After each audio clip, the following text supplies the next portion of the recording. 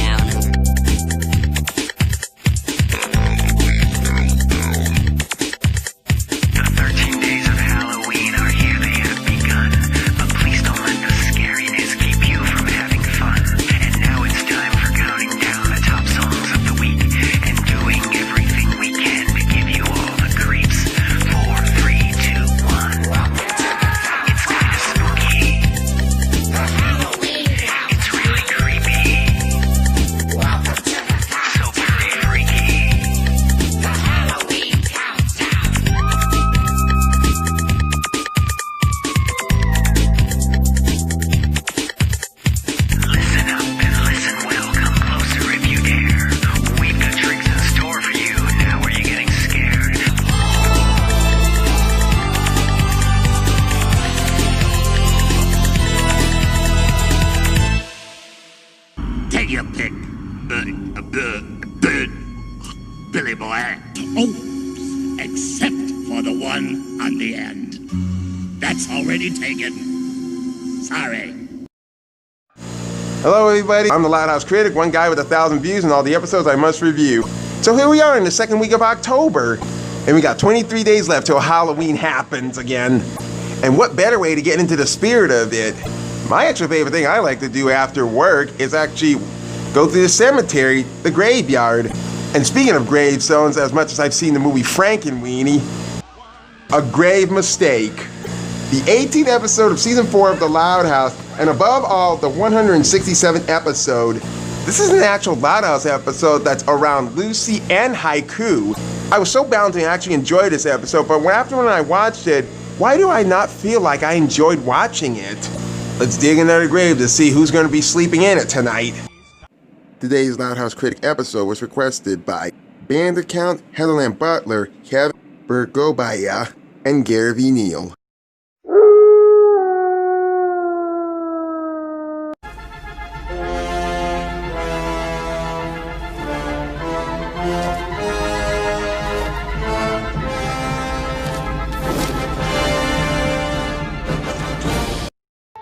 Good evening. Welcome to a new Loud House mini game, Lucy's Spooky Facts. This game contains spooky, horror, or Halloween themed facts that most people don't know about. Ready to get scared? Here we go.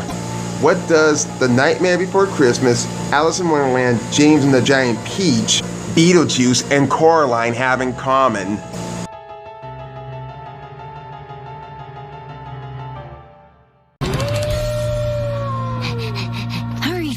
We're gonna be late. And speaking of this, according to the director Darren McOwen, this cemetery is the exact same cemetery where his grandmother was buried. Well, the cemetery gate. Good evening, fellow members of the Morticians Club. I've called this meeting because I have terrible news. What? Terrible news? How I wish something would liven up this already tedious day. And look, Haiku's there. Oh, no. In this case, the terrible news is nothing to be excited about. This should be good. My father accepted a job as a lifeguard on the SS Fun Times party cruise. Why am I not surprised? And since I cannot legally separate from them, I must move with my suntanned family. That is starting to bother me. Thank you, dear friends, but please, dwell not on my misfortune. Instead, let us focus on more important matters. Try and keep up, Boris. You moron. Honestly, how is that even a bad thing? And at this point, he's actually seeking a new leader to the club. And I pick me. I have, however, already chosen my successor. I really think she's earned it. So please welcome our new president.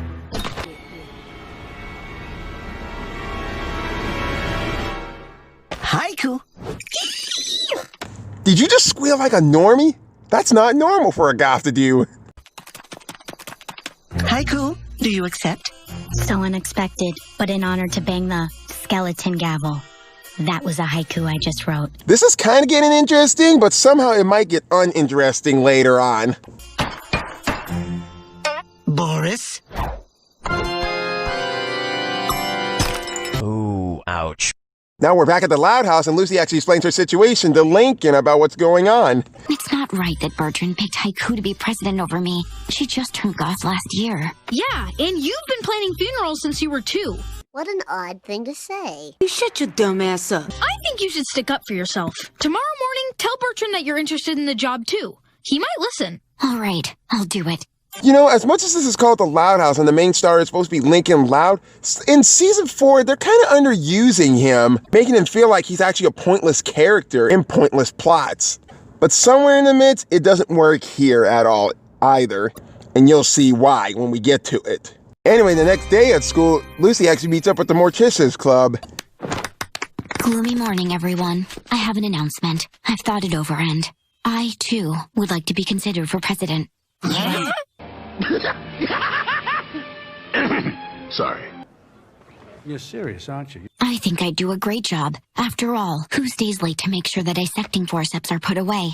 And who thought of our group motto, keep calm and embalm? You know, that kind of phrase was actually more loosely referencing keep calm and carry on by a British governor who tried to keep much of the citizens calm around the World War II. But I really like that motto. And who carried our team in the grave digging competition? You did. Dug an 8-footer. Wow, just holy grail, wow. By the way, including the fact that none of the sisters actually appear in this episode, well, except for one of them who appears only at the end of this episode. 3. These members of the Morticians Club are actually voiced by 3 of the main cast of the actual sisters. Does anyone know which ones they are? Yes, Lucy, you've made a good case for yourself. How about this? After school, the club will meet, and we shall put it to a vote. Good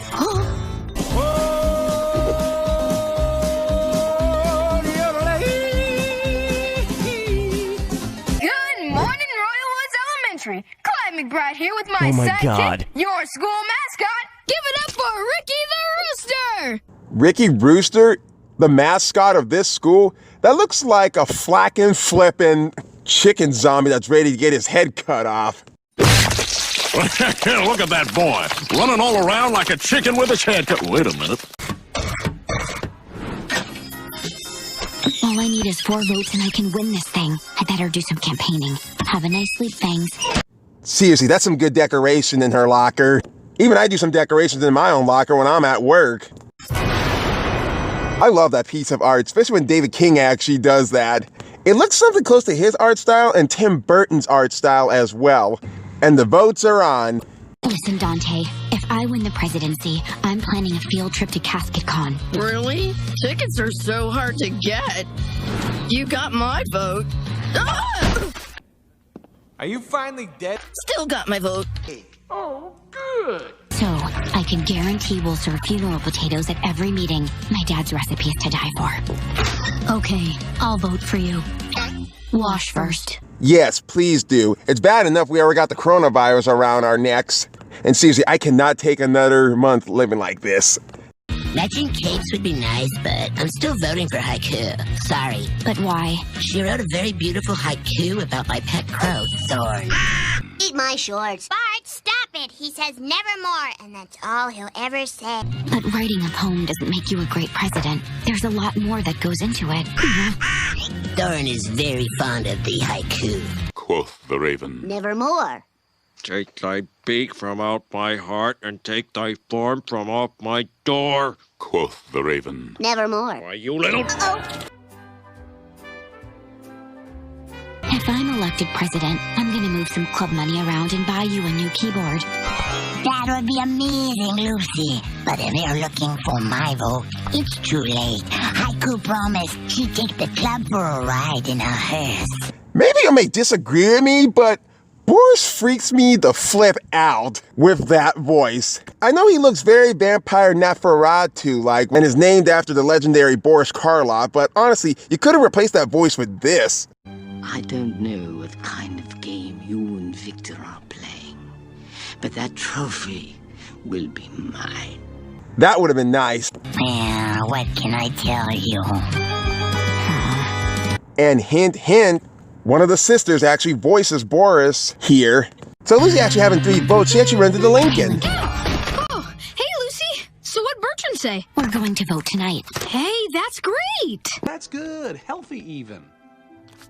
No, it's not great. Haiku and I each have 3 votes, which means Bertrand will have to break the tie. And of course he'll choose Haiku again. Poor thing, you really have it rough. Aw, man, I'm sorry, Lucy. At least you gave it your best shot. I can't give up yet. Haiku doesn't know what's best for the club, but I do. Too bad you don't have one more member who can vote for you.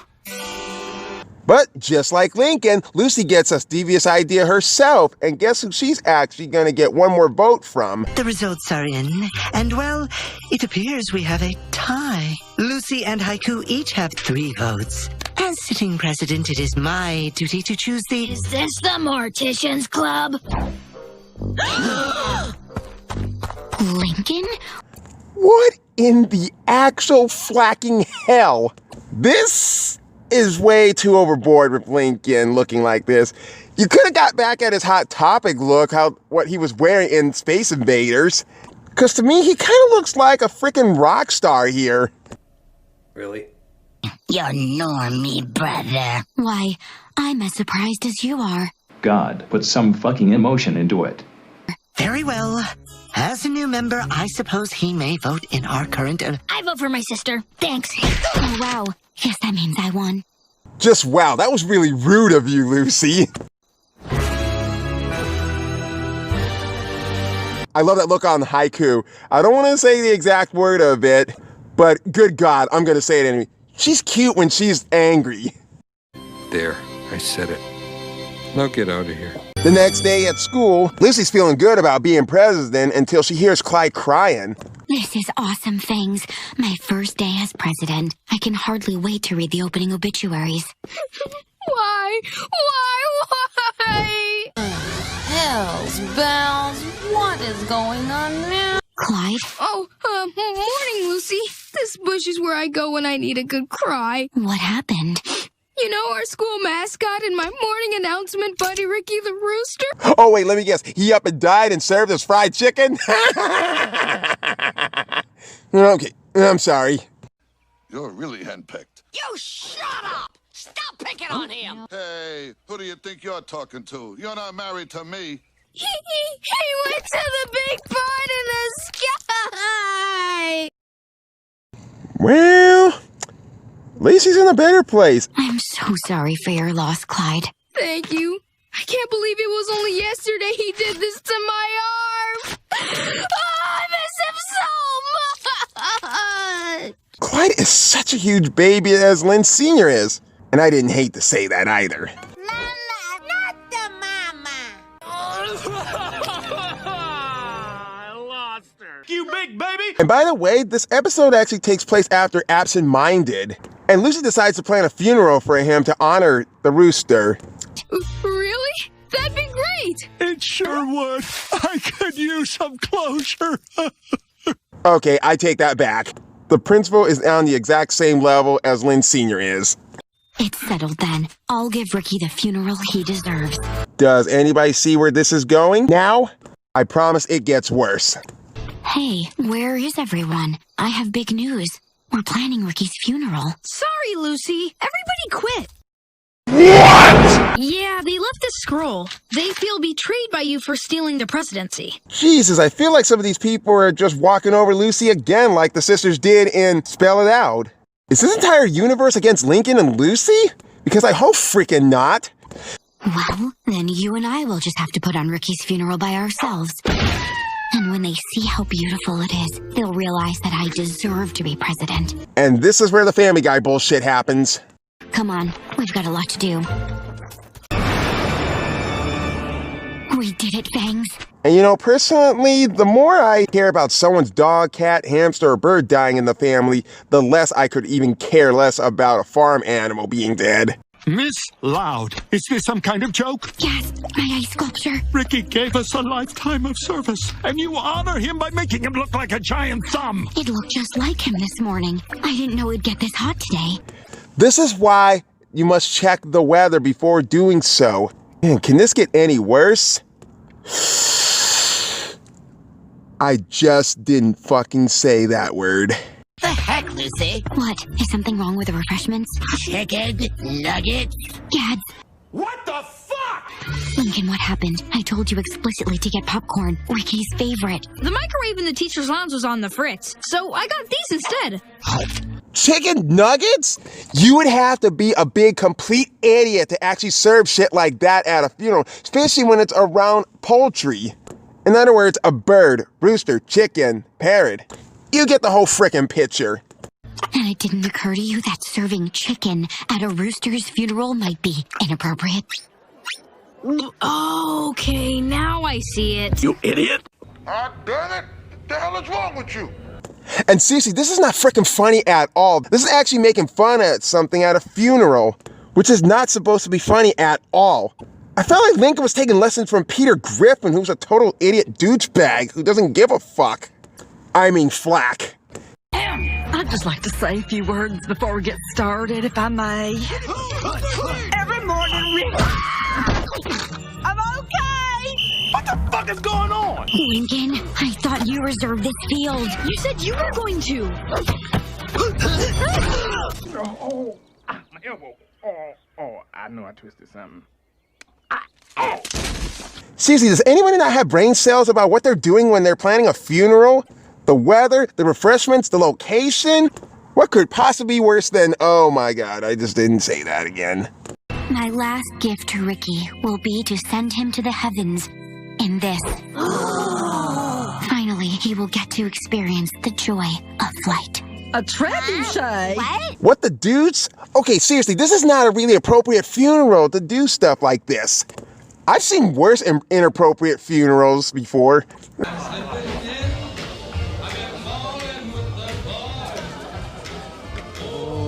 This doesn't seem like a very respectful funeral. That guy was one sick cottontail. And he wanted his funeral that way. Time to go home, sweet prince.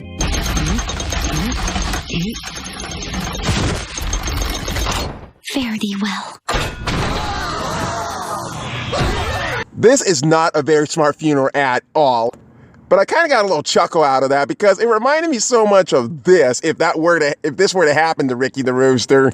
But while one hero was born, another died in the bowels of the jet engine. Launchpad McQuack. For not filing an FAA flight plan, he and 17 seagulls paid the ultimate price.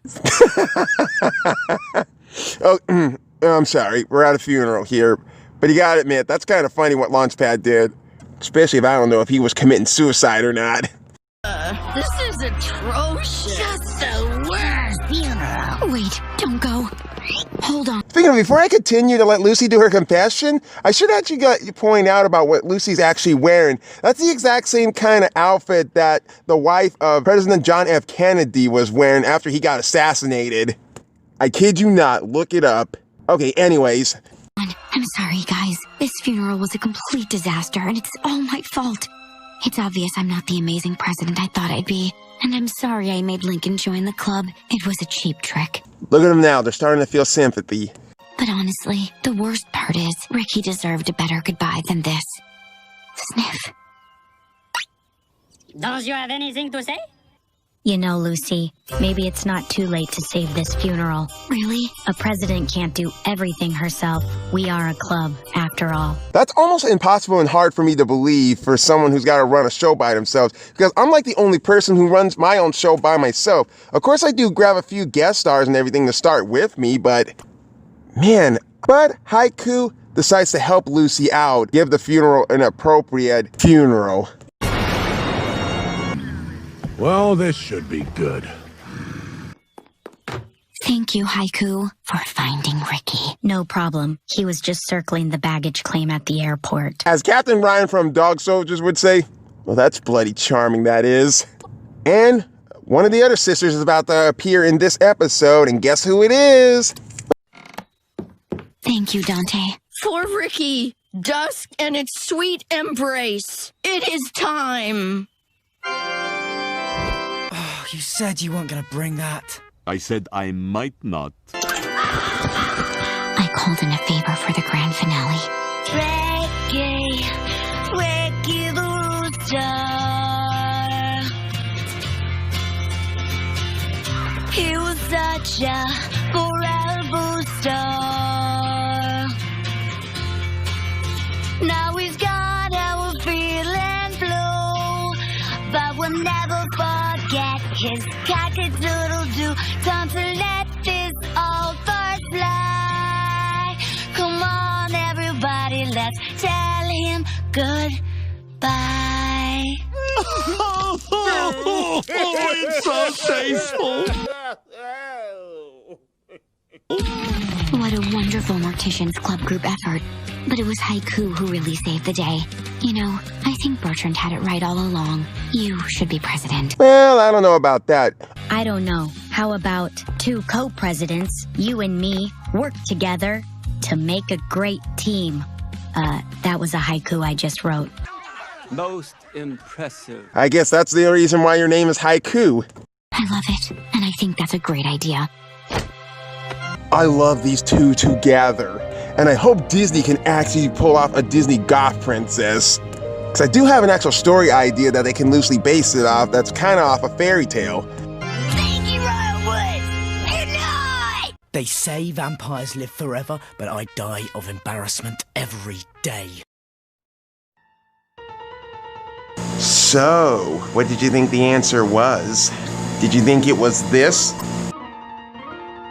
Tim Burton only directed Alice in Wonderland and Beetlejuice, while the rest of the other films here were directed by Henry Selick. But in these movies, Jack Skellington was actually in them. In Alice in Wonderland, his face can actually be found on the Mad Hatter's bow tie. He was a pirate in James and the Giant Peach. He was the main protagonist in The Nightmare Before Christmas. In Beetlejuice, when Beetlejuice actually comes out of the model town, he actually has Jack Skellington on the top of his head. And in Coraline, and I bet some of y'all did not know about this, if you take a closer look at it when the other mother cracks the egg yolk, take a closer look in the egg yolk and you can see Jack Skellington's head actually in there. And for the record, Jack Skellington also happens to be Lucy's favorite character. Let me try that again.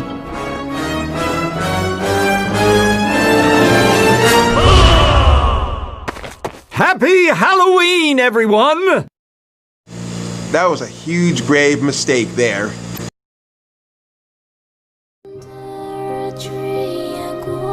Now remember what I said in the beginning of this review about me wanting to enjoy this episode, but when I got done watching, I really didn't quite enjoy it at all?